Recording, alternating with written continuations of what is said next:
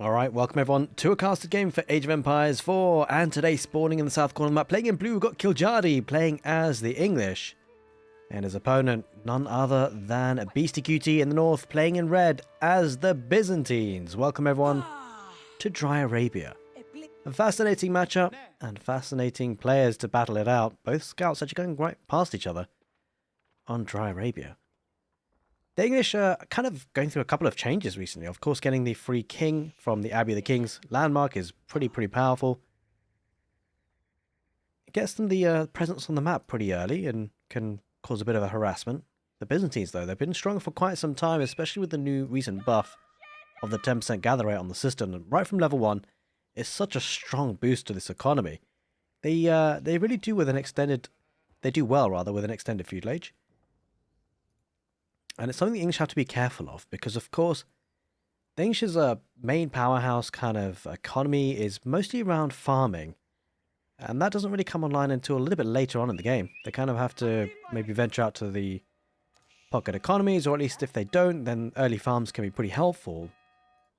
But the Byzantines, right from the get-go, they've got the extra 10% buffering right now, as we speak. Going over to gold, 3 villages, so we'll be getting a nice olive grove starting off as well, just to buffer things a little bit, allow the scout to be out and about a little bit longer.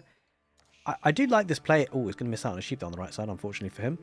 But a lot of civilizations do try and posture towards this idea of trying to keep the scout out on the map for as long as possible, at least in the early phases of the game, to capture as many sheep as possible. And that is something that the Byzantines can do nicely with that. Oh, he's going to miss out on it. Oh, he picked it up in the end. Can do with the early olive grove transition. Well, not transition really, it's just one. That'll buy him some time, of course, to get the sheep back home. The English can sometimes do the same and might even have to. Might run out of sheep underneath the town centre. At least he brings them home pretty quickly. Kiljardi kind of running a thin line there. Unless he's got sheep hiding in there, it might possibly. Sometimes it's hard to spot. You could actually go on to deer or berries potentially. He's actually going to be forward with the villagers to build the Abbey of the Kings. Landmark, 5 villages on that. And it's going to be the Grand Winery for the Byzantines. If the game does go for the mid to late game, I actually think the Grand Winery is a good approach. You can sometimes consider going for the Hippodrome. In this particular matchup, I think the Hippodrome is going to be a little bit less relevant because, well, it just depends actually, to be honest, what the English are going to be opting to do. Abbey of the Kings means that Hippodrome is a little bit less relevant. If you're opening up a council hall, maybe there's a bit more of an argument to get early horsemen out as the Byzantines. But Grand Winery is one of those landmarks that, whilst it gets going a bit slowly at the beginning, once you do get to the mid-game olive grove transition, olive oil pops out and lots of mercenaries will be joining, which is always very helpful for the Byzantines. So, question is, what landmark, or what mercenary contract rather, does he go for? Could be javelin throws, could be longbows of his own. We'll just have to watch and wait and see how Beastie wants to play this one out. Now, I would like to say a very big thank you for everyone supporting the channel, whether it be on Twitch and YouTube. You guys are absolute legends. Thank you, thank you, thank you. It helps me crack on and keep doing what I want to do, which is cast Age of Empires 4. Kiljardi going for a second town centre with this, and it's not a bad play. I think it's actually been commonly being done with the Abbey of the Kings build. Get the king out, get a second town centre, slowly work to the castle age behind that. With a back gold like this, why not?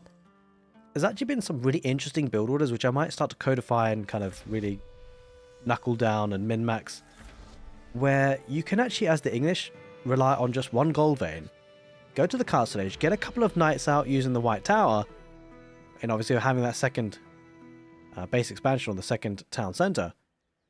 And then with that one gold vein, you can achieve all of that, get to the Imperial age, and then you get enclosures with the Berkshire Palace with a strong defensive play. And then you're laughing with enclosures and then being able to kind of push out in that early Imperial age. I wonder if something the Byzantines could be prepared for. Going for an outpost early on the berries, wants to keep this area protected, conscious of the fact that the king might be heading there. A bit of palisade walling up, which is always this is definitely a good investment.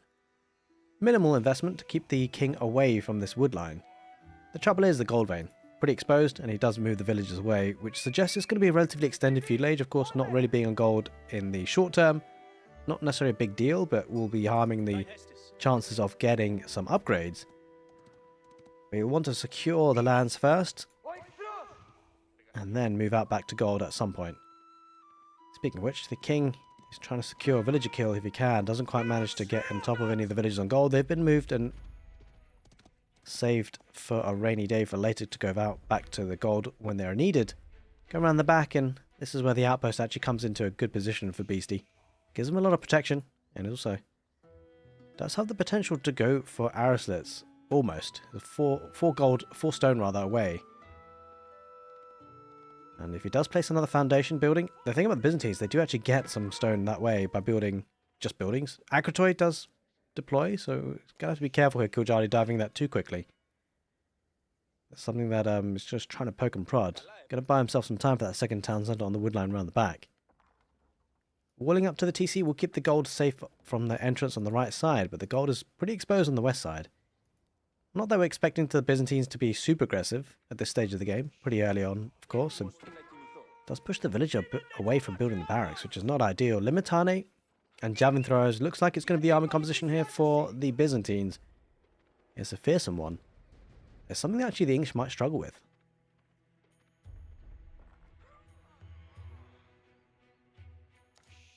Now, we talked about the eco bonus of the 10% gather rate for the cistern. What's great about the second town centre, that'll start to outstrip that advantage from the Byzantines quite quickly, and it's going to go for the farming transition. It's actually kind of interesting. The English are played like this quite commonly nowadays. Very condensed economy with a second town centre, building a strong economy and then working out from there. Players like Divine will be enjoying it very much. He's commonly doing this sort of build before it was made popular. The arrow slits upgrade is inside the outpost now, so the king not going to get as much value as he would have hoped, but it's forced the Byzantines to stay at home. It's forced the Byzantines to actually make an outpost and play a bit more defensively. Limitane are on the field, 2 of them, looking to try and get a couple of hits on the king if they can. To be honest, the king could potentially take a fight with 1 or 2 of the Limitane on their own, and then heal on up. Deciding to just run around though. At least for now. The water level up to level 2, going to give him an additional 4% above the 10%, so 14% in total. Not too shabby at all, and Conscriptio means that's going to be an additional 40% production speed. On military buildings, 3rd farm already built here for the English. Scaling as we go. A lot of villages on wood to be able to do that actually. He's definitely going to be going to mass farms to get that food income in nice and quickly. Curiously enough, actually, no one on gold at the moment for the English. Just working hard on that farming transition. Something that I'm actually kind of interested to see if it happens. Like, we don't often see the English go for the deer camp, which is something they potentially can do early on because it's not that contestable, right? For the first 8 minutes of the game, the map control has been fully in favour of the English. That's 8 minutes worth of time that could be potentially have taken the deer camp. Obviously a bit of an investment in terms of mill and possibly even survival techniques, but a lot of food comes in that way. And I am kind of in a way surprised to see not many English players do that. I have seen 3DB do it quite often in the recent history. It's something I love to see because it feels like it's worth it. Especially if you keep your enemy away for a good 9 minutes. Which is exactly what the king has achieved for kiljardi at the moment. Now granted the Byzantines aren't the most aggressive civ right from the get-go, but because there are some civilizations that might try and contest a deer early play for the English, but even then the Delhi could be one of those civilizations, possibly the Mongols. But still, maybe 6 minutes or so on the deer camp could be pretty helpful. Shield wall ability, look how, oh my god, how am I? They're actually tanking against, this is an English town soldier as well, by the way. That tells you a lot about the armor for the Limitane when they have the shield wall ability. It's kind of crazy. Not so much the armor, but the reduction in damage taken is pretty hefty. King does actually get 2 villagers in the end. Possibly about to get a 3rd. I think he commits to this one. There are 2 spearmen. He's going to have to push away. Limitane going to try and help defend the wall being built, but still 2 tiles left to be built, so we'll be able to escape from that direction. Or he's actually going to take the fight. Does lose a scout, which is unfortunate there for kiljardi. That's actually pretty bad. You kind of want to keep that alive because the king doesn't have that great vision. He relies on the scout to do so, but he knows where the villagers are anyway. Gets a charge, should get another swipe, and should get a villager kill here. Will get one and then ride on out. He does exactly that. That's a lot of longbows coming out for kiljardi now. The Byzantines, they're on the back foot. Now bear in mind with this good map control, this map presence, it'll be interesting to see if Kiljardi does send a villager or two just to get an outpost on the forward position, just to extend the network of castles bonus. Going to try and take out some of these javelin throwers. Just about 3 shots of them. I mean, that's pretty hefty actually. Javelin thrower is going to push this back in a nice way. Longbows have to really try and back away if they can. He's going to lose a couple on the retreat. This is a good pushback by Beasty. He's got the unit he needs here. Javelin thrower is doing such good work here for Beasty. But maybe there might be a stable added in. That's a double arch range for now. And yeah, Kiljardi doesn't want to trickle in too many more. Recognizes that he's being countered and needs to think of another option. Can add in even more farms.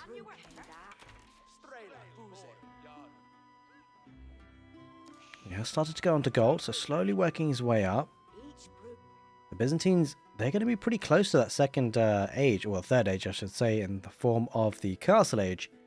But Kiljardi with a significant villager lead, and the big thing about that is, if you're not the English, it can be very dangerous, because you're going to be up against it. You're up against the Byzantines with a decent military number, but also, more importantly, soon to be in the Castle Age.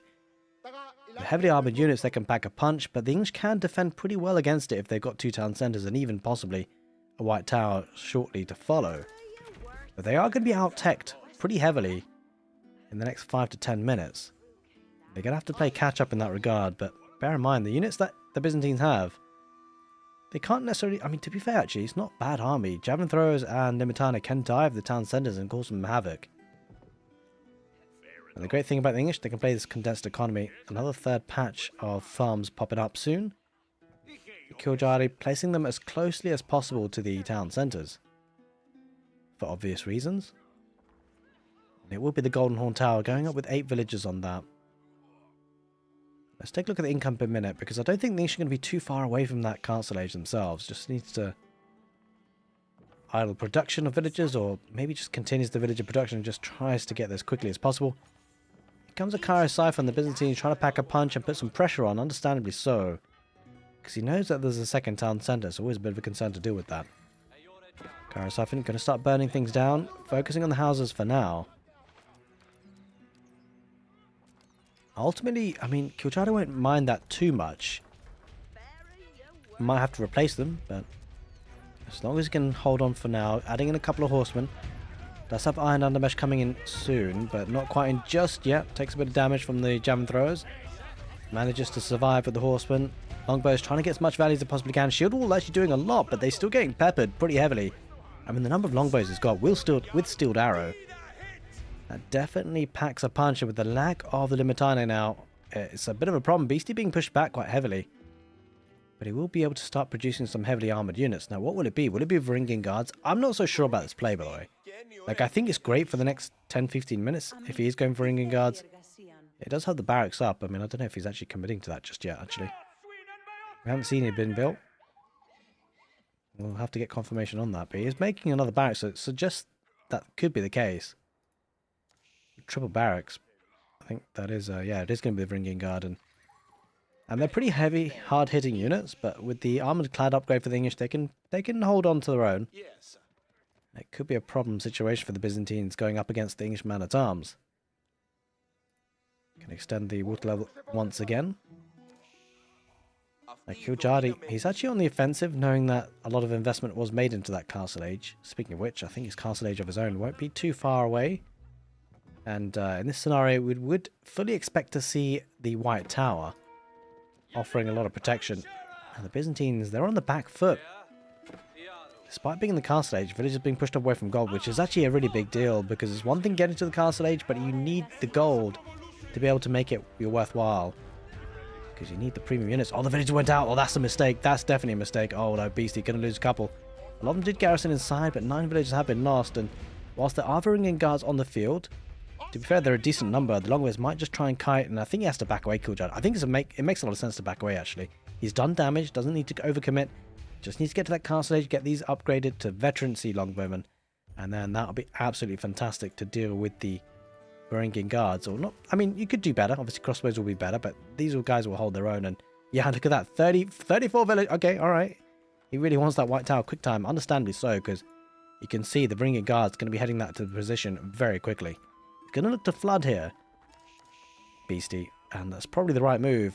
The question is whether he can achieve it or not. It's a big if, because that white tower will go up. He's got 2 town centers, which is going to be superb for him for sure. There it is. There's the new age. There's the castle age. You can actually produce from this as well, which is actually fantastic for the English, bear in mind. It's a really good power spike, great defensive landmark, but also has production capabilities. I wonder if he goes for... I mean, it's such a curious decision what he opts to do. I think cavalry units is always a bit of a tricky one because Limitane is almost always going to be on the menu for the Byzantine army. Now, cavalry in the form of the lancers or the knights for the English can do well against the Wingard guards. It feels almost like you kind of have to go for crossbows as the English in this situation, which is not necessarily what they want to do.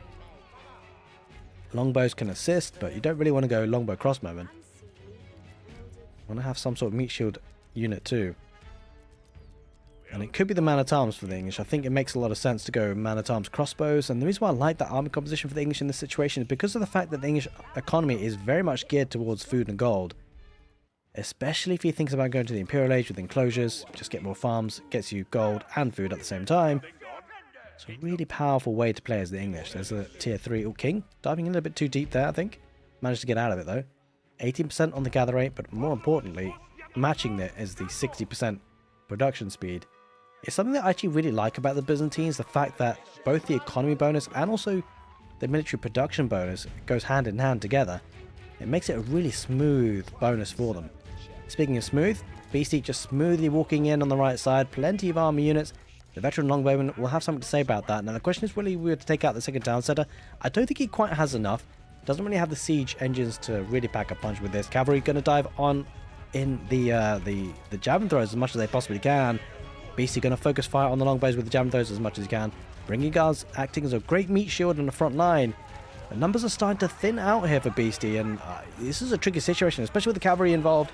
There are no Limitane after all, and I mean, ultimately, Knights actually going to be good, hard-hitting units, both against the Wingard guards and also the javelin throws. Another charging knight comes in from the south, as another one does as well. Great defender's advantage out here for kiljardi. Maybe Beastyqt just overstepped a little bit. Didn't really have the siege to back this up to cause infrastructural damage, and now he's going to have to head back home. 33 military units. I mean, to be honest, he can't really head back home. The army will be dying. He's been walling up behind this though, so we'll give him a bit of measure of security. Buying some time to pick up those relics actually. So overall, it's a bit of a trade, right? You traded army to be able to get those relics. Is it a good trade? I mean, I think it is ultimately, because he's got 2 relics, 3 relics already deposited. Another one coming in, 4 relics. I mean, there's no arguing. As long as he doesn't die in the next 5-10 minutes, which I suspect he won't, then that is definitely a good haul, a good trade of army for relics.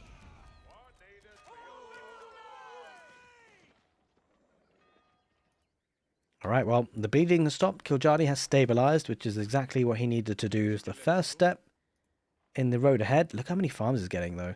This is kind of insane. I feel like he's going to go for the Imperial Age. It makes a lot of sense because ultimately Beastyqt is not going to be able to kill the English in the next 10 minutes.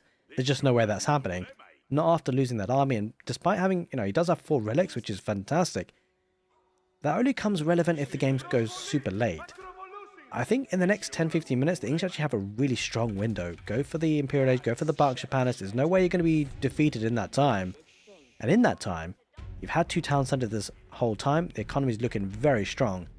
Imperial Age coming on in is going to pack up a massive punch, because whilst he does work his way to build the Berkshire Palace, and we're kind of guessing it's going to be Berkshire Palace, it most likely will be. We need to get confirmation of that if he does end up going to the Imperial Age. But more importantly, look how many farms he's got. The food income is almost 2,000 per minute. Whilst he's building the Imperial Age landmark, he's going to be absolutely having food out of his ears. And then all that remains to be protected and gathered is gold. And so enclosures coming in, you can imagine the power spike that's going to give the English. The Byzantines have a good olive grove transition, not as great as the English farms, of course, but it's still a decent one. Heading on forward, does have a couple of camel riders, which I really like to see. We're commonly seeing this happen, actually, because of the debuff this causes on enemy cavalry. Gives them, Camelanese causes the enemy cavalry to dish out 20% less damage. Bear in mind, the English do actually posture towards this knight play heavily these days, heading forward with the king. So having a camel or 2 for the Byzantines gives them a lot of value. Speaking of value, Beasty is in a bit of a pickle. Like, if he did get a second town center, sometimes you do see that to match in, but the way it's been played now, it feels like Beasty has to do damage, and he kind of isn't. Look at that food that's coming in for kiljardi. It might have misbalanced this a little slightly, but he just needs a bit more gold and he'd be good to go. 5th relic coming in for Beasty. In fact, it's actually not even going to chase that down, which is actually curious. I love this play, by the way. This is really strong. Like, it's only a couple of knights, but it's achieving a lot. It doesn't look like it. It's not doing damage necessarily per se. But what he's doing for a lot of time has forced Beasty to stay at home with, and Beasty has a superior army. Like, there's no mistake about that. He has a really strong army right now, but he can't really, or hasn't been pressurizing because of this threat. At the moment, he's ignoring it because he recognizes he doesn't want to get baited into that. He doesn't want to get baited into chasing the whole time. And so now he is putting a bit of pressure, but kiljardi feels like he's done enough to hold him back. And he's got a decent secondary force behind this. He's been able to build up, and that military has popped out because of the great superior village number, and the dive in now is a little bit late, I think. You're going to get a couple of villager kills, but ultimately it should be a fight that kiljardi will win and clean up. Camels are down, and 1 more remains. Knights coming in from the north side of that fight. Going to jump on top of the javelin throwers, and Wingard is going to pounce on top of the infantry units, but he's fighting underneath the white tower with 10 units garrisoned inside. Massive amount of arrow fire coming out. These cavalry units have to be careful. There are a couple of Limitanid chasing. Doesn't want to dive in too much and get caught. Back at home, the white tower obviously doing wonders, and yeah, I mean, Beasty got some damage in, but ultimately he's lost a lot of his army, down to 30. So is kiljardi, to be fair, so Beasty did trade in his army. One there for a bit of distraction. But overall, if you want to take an even trade for both players, that definitely suits kiljardi's situation because he's just got a stronger economy. We talked about Byzantine Palace. It's not going to be Byzantine Palace. It's going to be the Wingard. Looks like kiljardi feels very safe and secure and happy about his situation. Not really wanting the Byzantine Palace for now. Investing in the Wingard. But either way, I guess at this point, it's more about getting to the Imperial Age and that landmark. Ooh, bit of a quick wall in. Going to trap in the knights, and let's get a couple of value units. Gets a couple of villagers, but they all die in the end. And it's just curious, actually. I think it's the second time in a quick succession I've seen the Wingard.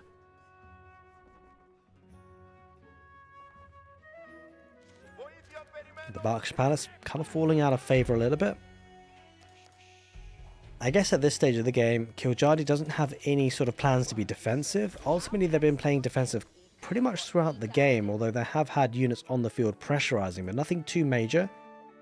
It was always a bit of a fake pressure into being able to boom behind with that second town center. But now it's going to be go time for the English. He's going to get enclosures as one of the first upgrades, understandably so. And once he does, that food and gold income is going to look absolutely marvelous. And the Byzantines have got to find a way to hold on, because it's going to be very far away from his own Imperial Age. Despite having the water level at level 3, which is a great amount of village gathering rate, 18%, with essentially a 40 villager deficit. I mean, 80% is great, but oh, dude, it's 40 villagers are behind. Although, you have to factor in the relics as well, to be fair, and he does add in a second town centre here, BC. You're going to look to try and catch up and just nullify that villager lead. It's great that he's got it, because if he does manage to stall out the game for a quite significant period of time, then that villager lead that the English have had for quite some time up to now becomes a lot less relevant. But that's only the case if the game lasts for another, say, 20 to 30 minutes. For the game to last that long, it's possible, but it's going to be tricky. Beasty does have 2 of the 3 sacred sites. Is starting to secure up the gold positions as well in terms of 8,000 tile gold veins. But so is kiljardi on the west side. And that is super significant, because whilst enclosures does add in some gold, it's definitely a nice bonus to have. It's not what it used to be. It's now very much more about a kind of population efficiency mechanic, as opposed to getting sheer amounts of gold to completely supply your army needs. I mean, it certainly helps, goes a long way. But it's one of those things that allows for population efficiency, which, to be fair, going up at the Byzantines, they have something very similar in the form of the olive oil and the olive grove. You effectively got the farming, or the food gathering, getting 2 key resources. You've got food, of course, for both civilizations. The Byzantines, though, alongside it, gather olive oil for mercenaries, and the English gather gold. I wonder if we'll see the foreign engineering company at some point for the Byzantines to spend that oil into siege engines. Always a possibility. Third sacred site has been captured. 5 relics, 3 sacred sites. That's a lot of gold. That's going to be coming in for the Byzantines. Bear in mind as well, actually, Byzantines have been consciously making the decision to get the relics inside the monastery rather than the Grand Winery. The Grand Winery does have the ability to house those relics, to gather olive oil instead of gold. Oh, Mangonel about to deploy. Camels are going to have tank on that front line. Man-at-Arms diving on in. The premium powerhouse unit for the English. Mangonel's about to deploy once again. Scattered formation, though, comes out for the crossbows. It does get a massive hit in the face, though. Those Mangonel shots. They're looking juicy. Knight going around the back. Going to try and snipe out the Mangonel if he can. Gets a couple of hits, but gets taken out quick time by the crossbows from the Byzantines. Struggling to deal with that Mangonel, but good number of man-at-arms attacking that front line. And we do start to see the special Wingard footmen. They're on the field, and they're going to do a lot of damage. They're going to take out the Mangonel. And the Mangonel shot does come out, but doesn't do much damage as you would have hoped. On the footmen, going to start to overrun here. Beasty on the back foot. This is not looking good for him. He's losing a lot of military units. It's down to 24 versus 60. The economy for kiljardi has really kicked in, and he's going to be led by the Wingard footman right into the heart of the base. This is not looking great for Beasty. He has to find a way to defend this somehow. But it doesn't really feel likely at this stage. That last fight was massive. The Wingard footmen are a heavy-duty unit. They're absolutely ripping through the javelin throwers, and yeah, this is not great for Beasty. I think he's down and out. There's no response. He's going to go for the Imperial Age, and the timing is perfect here for kiljardi. Beasty just spent the majority of his resources in that Imperial Age tech-up. He felt like he had no choice, but now that leaves him very minimal resources to build army with. The economy wasn't geared up for this tech-up, really. Let's have one Mangonel. It's still alive. It was being damaged, but it is being repaired by villagers, so it keeps it alive to stay in the game somewhat. Let's have Mangonel placements inside the outpost as well, but look at the Wingard units, the footmen, dishing out all sorts of damage. There is that tech up to the Imperial Age. With level 4. There are so many villagers idled here, running around like headless chickens. Some of them are dying of where they work. And the concern now is that whilst kiljardi has lost a lot of army, he's got such a strong economy. He just keeps on producing. Coming for the west side, you can see the trickle of blue units heading across the map, which the Byzantines are struggling to deal with. Going for another group of olive groves, trying to get as much value as he can from his economy. But it's going to struggle to keep these units out. He might need to keep. He can afford one. Just about. Or maybe not anymore, actually. But he desperately needs one back at home. Now, the Wingard footmen, they're looking hefty. 280 HP, 21 melee damage, plus a bonus versus cavalry. What's not to like about them? Just to give you some context, by the way, the crossbowmen 95 HP, the footmen 280. You can compare it to the Wynguards 140, so, you know, basically double them. That's a heavy hitting unit for sure. And he's going to push on in. I mean, this is another fight that Beasty can't really hold off, I don't think. The second wave might just catch him out. It might be his undoing. He's killing more villagers as we speak. Killed 45 already. Now, Byzantines, they do have a second town centre, but the problem is he's not being able to stop this bleeding. The footmen taken over. They are looking a seriously heavy unit. It's kind of crazy. Does now get a couple of hand cannoneers, but just a few number of these footmen are dishing out all sorts of damage. It's a crazy unit. Maybe that's why the Wingard's coming in fashion. It's because of these guys. And they do die in the end, but they've caused untold havoc in the Byzantine base. Cheeky house on the right side has expanded to the gold. But if the English spot that, that could be curtains, because it's a lot of villages they're gathering, and doesn't feel likely that they would survive against this army. That's a lot of footmen. It's kind of crazy how it's been able to produce so much. Bombard added into the mix, forces down the keep. And this is a problem, because adding in siege now is probably the final nail in this battle. Well, it's actually 3 bombards. And kiljardi, look at the bank of resources. That tells you what you need to know. Like, kiljardi could replace this army Probably twice over. Gonna decap the sacred site just for good measure, and despite having 5 relics, I mean, this English opening with the king has achieved so much, allows them to be freely booming. This particular matchup looks a bit dicey for the Byzantines. The kiljardi's played it well. He's got 2 sacred sites, could potentially take the third. He's got the keep in that third position, so certainly could be looking to do so. Heading forward the bombards. Got to be careful actually, not to get sniped. If the Byzantines did have cavalry charging in right now, it could be an issue. We'll cut down the water level to level 4. I mean, BC, he's struggling on food, right? Despite the income, he's got a good 2k food incoming, but the tech up was expensive to the Imperial age. He's going to be pushed once more, and kiljardi has had some really good fights earlier on in the game, and he's been capitalizing at every stage. He's been building, he's been mounting. It looks like this could be a great victory for him. He's going to take the static defenses. After taking the town center, there is just one outpost really as a static defense behind him. For Beastie, he's got to find a way to deal with this somehow. He's mustering up a bit of a force, camels, a couple of ringing guards, a couple of javelin throwers, elite upgraded ones. The trouble is the footmen. He's got to somehow deal with them. Does have one mangonel, desperate to try and get a shot on them if they can. Crossbow numbers will do absolutely fine against the camels. No real problem dealing with those. Bombards, they're heading back. Ringing guards as a front line. I mean, they're getting absolutely smashed.